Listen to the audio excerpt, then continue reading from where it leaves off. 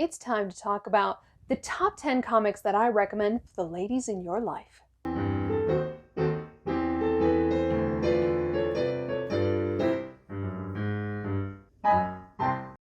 Hello everyone and welcome back to Married with Comics. I'm your host Laura and we are getting closer and closer to that 1,000 subscriber giveaway, and I am finally able to announce we have, thanks to Patrick C., received a copy of Spawn issue number 1, a 9.4 CGC copy that you can win if you are already subscribed and commenting on videos. You do not want to miss out on this giveaway. This is so much bigger than I ever thought we could give away on our channel. I am so excited and so grateful that Patrick allowed us to give this to one of you. Now, if you thought that was enough, you're wrong. December 19th, which is a Sunday, we are having a live show. It's going to be a Christmas extravaganza. We're going to have games and there will be plenty of giveaways. Except it's not just going to be us. It's going to be a collaboration. So we're all going to get together and we're going to have a blast, and you all will not want to miss it. More details are coming on that very, very soon. Keep tuning in and I'll be sharing just how you can get these amazing giveaways. Now, buying comics for women can sometimes be a little tricky because just like men, women have different tastes and different preferences. And recently we shared an interview where Scott gave some absolutely incredible feedback on how to share your love of comics with the lovely lady in your life. So I wanted to sort of piggyback on that and give some great recommendations and, of course, a fantastic top 10 list. But I also wanted to give you a little bit more insight of if she enjoys, for instance, these types of TV shows or these types of stories, maybe recommend this comic book. And it could be a great jumping in point, not just for her, but it could be a great conversational starter for both of you. Number 10 is going to be Ladymechanika, which is recently being re-released by Image Comics.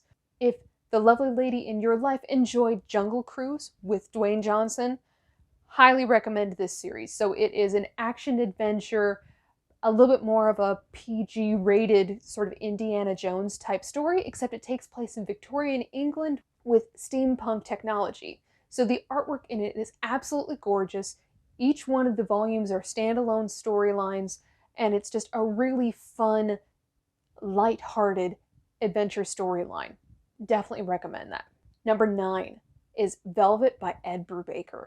If she really enjoys James Bond, espionage, Mission Impossible type of storylines, this is the series for her. Imagine, in James Bond, we've always seen Moneypenny kind of relegated behind the desk.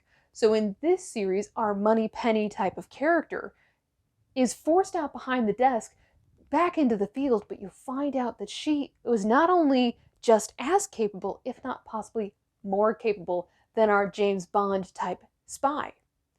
So you start seeing some of that action adventure and you start piecing together, why was someone who was so capable sent behind a desk? Was it something that she knew, or something that she did, or something that was done to her?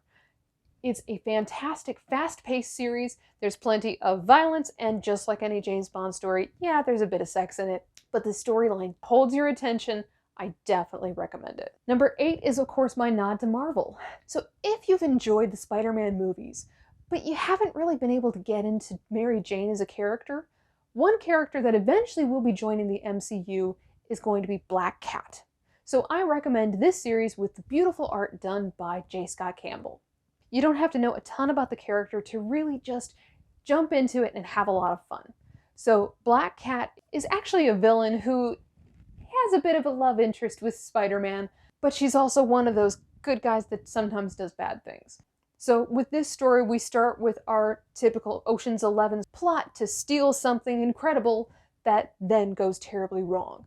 And now we're following these characters and finding out just who messed up the plan and how Felicia is going to get out of it. She is a very funny character, and it's a very fast read and just really enjoyable. Next one on my list is Nocterra by Scott Snyder. So if you are a fan of post-apocalyptic storylines, 30 Days of Night, definitely recommend this series. So this is, of course, our world where suddenly the sun is gone. And when the world was surrounded by darkness, it was almost like a virus came over people. Not quite zombieism, but similar to it, where the people would then catch this infection, and the infectious ones would then try to attack the people in the light. And then, of course, draw them into the darkness. And the big concern is that eventually the world is going to run out of fuel sources and battery power. So they need to find some way to survive in a lightless world. So our main character is a brother and sister duo who possibly have found a way to reignite the sun or find some sort of light source that could save the world. It's a very fast-paced, well-done storyline, and it's already been optioned for film. Highly recommend it. Next one on my list is definitely Harleen. So if you're a slight fan of whether it's the Joker or Harley Quinn, or especially if you don't really get Harley Quinn as a character and don't really understand how on earth she could have gone from being a doctor to being this really goofy and highly manipulated villain, this is the story that you should be reading. The other thing that I also love about this series is that it is short, sweet, and self-contained. So if you have a reader who gets really intimidated by seeing that some of these go up to 5, 10, 15 volumes, get her Harleen. This story has beautiful, exceptional art, and it gives you that answer of how on earth you could be manipulated by someone like the Joker, and how someone who has all this training could then become a massive villain and could give into this life of crime. It's incredibly well done. I love this series and I can't recommend it enough. Has to reach the top 5, and that is Saga. Saga is almost impossible to explain because it's like the ultimate combination of fantasy, some sci-fi, total recall, and just a little bit of everything boiled into one storyline. But that's what makes it brilliant, is that if you don't want just a traditional superhero storyline, and you love it when characters are written in a way that they're not just black and white, and you want your characters to have some real depth, this is the story for you. Highly recommend this for someone who's just not sure they're really getting into comics. This story is all about our 3 main characters and how their actions then kind of have a ripple effect across this universe and impact so many other people. There's a reason that we as readers absolutely love these 3 characters and all the other characters that we get introduced to because of it, and why we are rooting for them so much, and why we are dying with anticipation for this series to come back in January. Cannot wait. Definitely recommend this series. Number 4. You all know it had to make the top 5, and that is Lady Killer. So if the lady in your life enjoys a fun, tongue-in-cheek twist of take Dexter and the Dick Van Dyke Show and throw it into one, it's so well done. Joelle Jones, definitely at her best.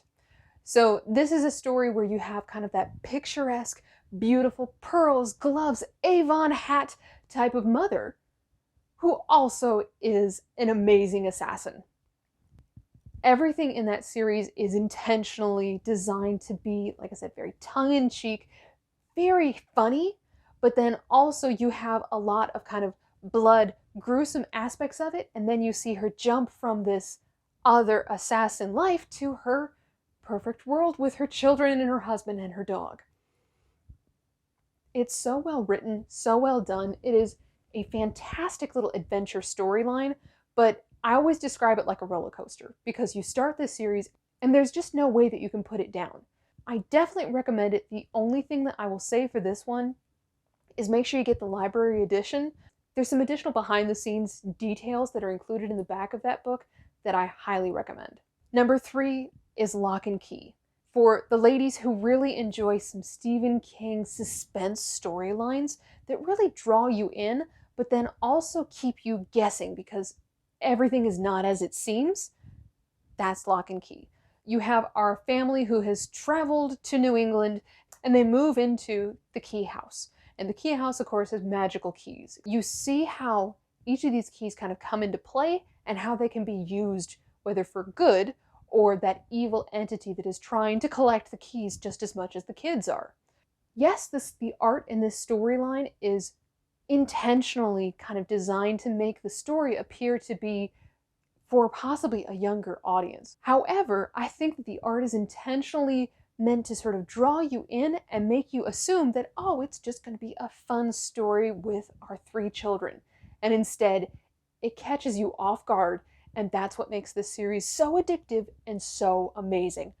Highly recommend this series. My number 2 is the one that Scott will always agree with me on, and that is Once and Future. Love this series, and I'm so glad it's finally getting the notoriety that it deserves. For anyone who really enjoys those medieval storylines with knights and action and adventure and chivalry and monsters and dragons, take all those elements that you know of the Knights of the Round Table and pull them out of those storylines. Put them in a snow globe, shake it up really hard, and then throw it all into a modern day storyline.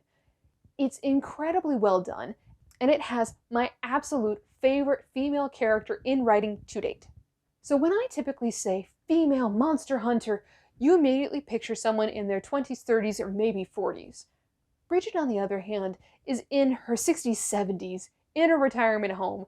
Instead, she is just as sharp as she was back in her 20s, and is now having to teach her grandson how to get it done. Except she's British and very witty. So she's the kind of person that will tell him how to get it done, but also wants to know why he's whining and complaining when he's taking on a monster that's 5 times his size. It's not a big deal. But this is one of those series that you can't just get volume 1 on. Make sure to get the deluxe edition. Get her that full series so that way she can just fly through it, because this is a fantastic series that you will not be able to put down. Very well written. And lastly, of course, is none other than a James Tynion, the 4th storyline, Something is Killing the Children. So this one, on a flip side, is a Monster Hunter storyline that is in her 20s, but this is definitely more of a horror story. So in this storyline, we have, obviously, a monster that is killing the children. And our monster hunter comes to town to put an end to it. She is this sort of character that doesn't say very much, but when she does, it's incredibly funny and just a little bit snarky.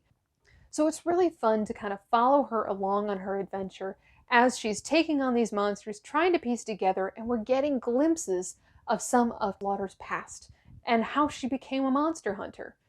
It's a fantastic series, highly popular, and it is one of the best series of the year. The only recommendation that I give is, just like Once and Future, do not torture the poor woman in your life and only get her volume 1. Just assume that you're going to need the first 3 volumes. Get the 3 trade paperbacks or get the deluxe edition. She will thank you, and you will appreciate not having to go run to the bookstore at 3 o'clock in the morning, because there are needs, and Something is Killing the Children definitely creates it. Now, the ultimate question, of course, is, do you agree with these 10 titles? Are there ones that you recommend a little bit more instead? Or which one of these 10 are your favorites too? So please don't forget to subscribe and enter for a chance to win Spawn. And I will see you all again very soon. Have a great day, everyone.